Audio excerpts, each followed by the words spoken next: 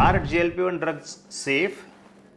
And are you right candidate for these drugs?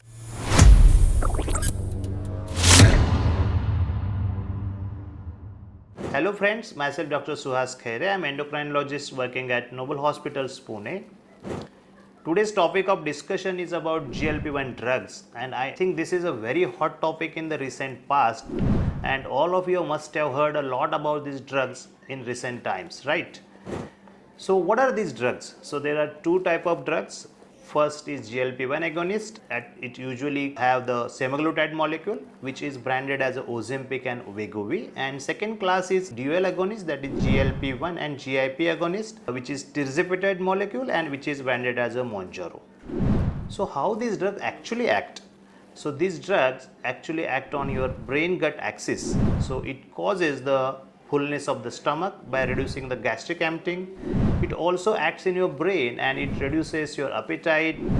You feel full and your cravings for all your carbohydrates and sweet will go away.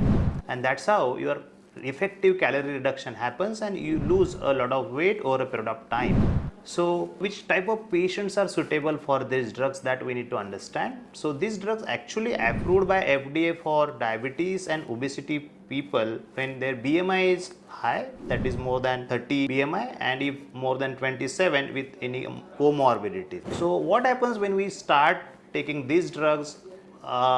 This patient usually lose a lot of weight, and in that process they may lose a lot of muscle as well, because our weight loss, when we lose weight, we may lose some muscle if the pace is very fast.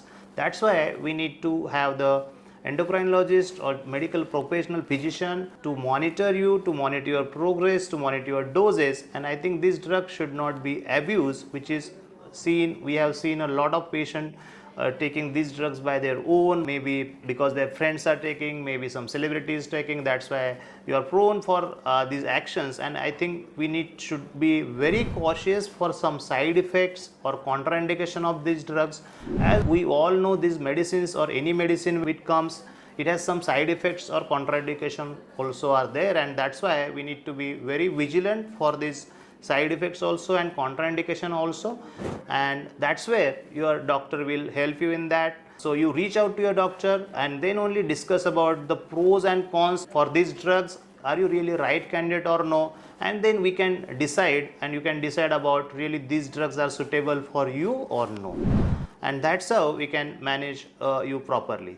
Thank you very much.